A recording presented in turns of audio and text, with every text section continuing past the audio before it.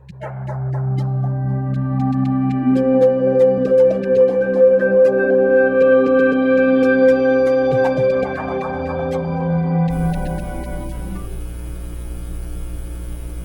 Lord be with you.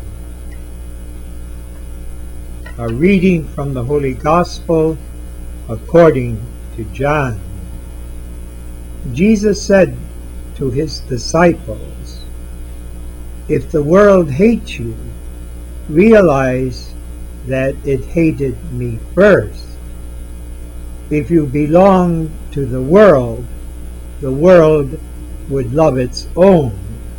But because you do not belong to the world, and I have chosen you out of the world hates you. Remember the word I spoke to you. No slave is greater than his master.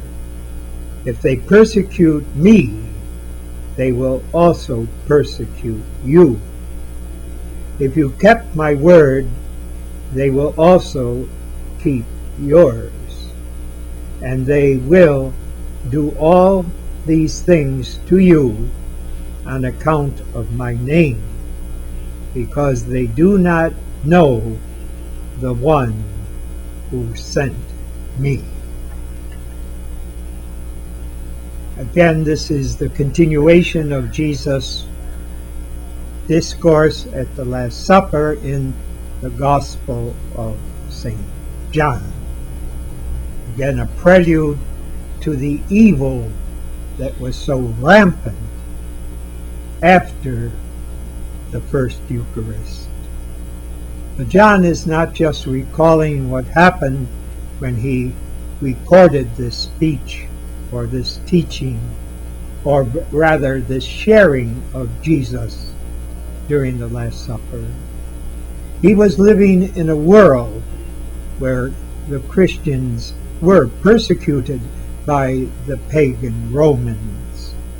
And in the course of the first generations of the Christians, there were martyrs like Jesus who suffered the fate of Jesus.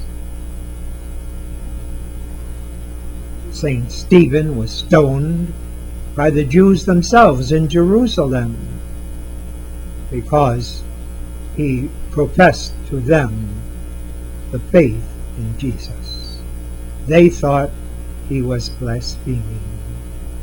And we know also in the early church, St. Paul was decapitated.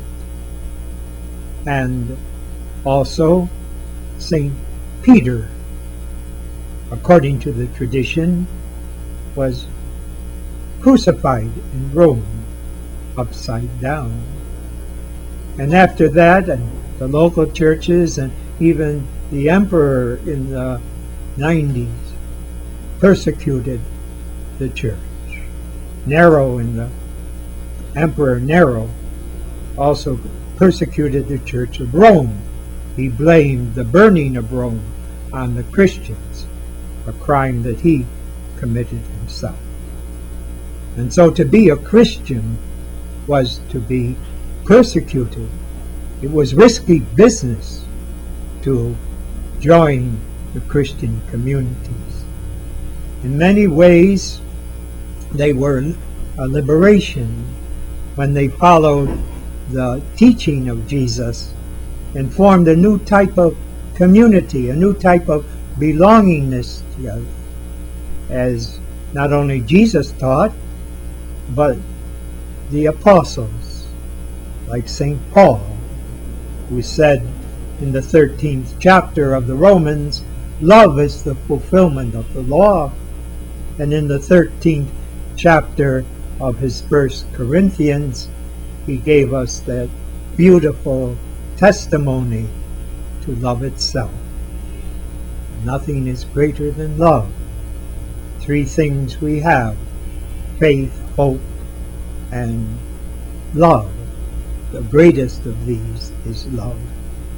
When this was put into practice, it meant that the wealthy people in the Christian communities of John's day would share their wealth with the less privileged in the same community. They would share their meals, and they would take care of them when they were in need. This was the solidarity, the charity of the early Christian communities. So in one way, it was a human fulfillment, a human experience of sharing and love of one another.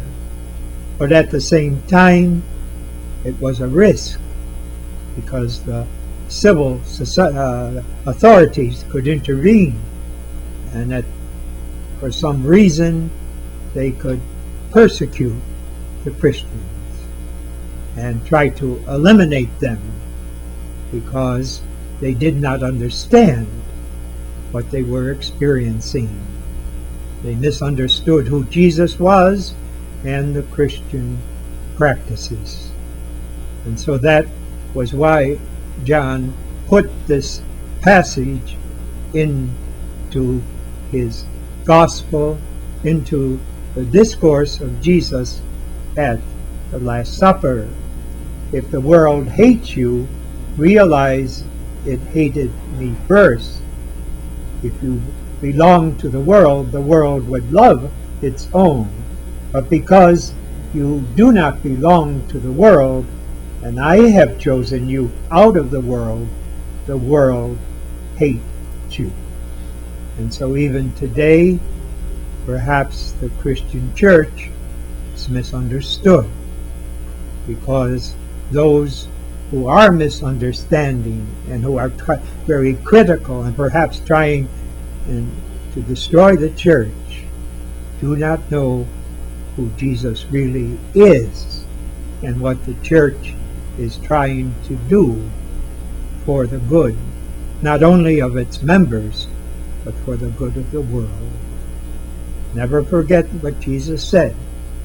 I am the vine, and you are the branches. Abide in me, and I in you, for without me you can do nothing.